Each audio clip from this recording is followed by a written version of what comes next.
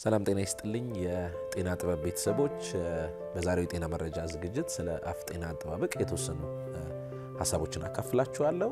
ዶክተር ሙሉዓለም ተገኘ ወርቅ እባላለሁ። የጥርስ ሐኪም ነኝ። በራሴ ሩትስ ዴንታል ስፔሻሊቲ ክሊኒክ ውስጥ ለማህበረሰብ አገልግሎት እየሰጠሁ እገኛለሁ። ከአፍ ጤና አጠባበቅ ጋር የተያያዘ አንዳንድ መረጃዎች ስነግር በቅድሚያ ማስተላለፍ የምፈልገው መልእክት ስለ ልጆች ይሆናል።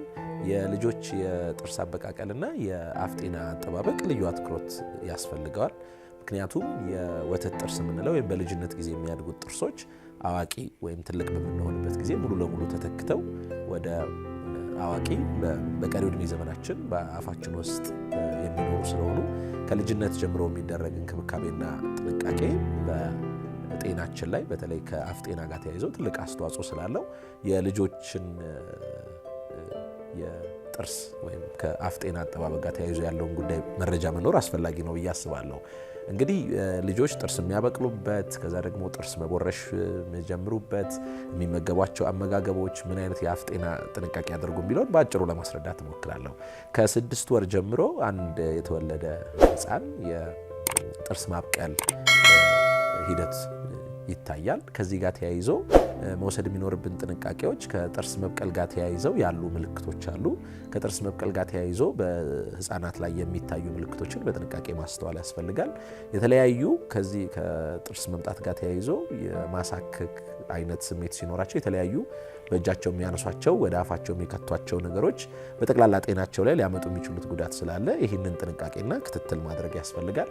2 ዓመት ከ6 ወር ከሆናቸው ጀምሮ የበቀሉትን ጥርሶች ደግሞ ለዚህ ዕድሜ በተዘጋጁ የጥርስ ብሩሽና የጥርስ ሳሙናዎች ጠዋት እና ማታ ምግብ ከበሉ በኋላ ቁርስ፣ ማታ ደግሞ ከመተኛታቸው በፊት ንጽህናን መጠበቅ ላይ አትኩሮት ልንሰጥ ይገባል።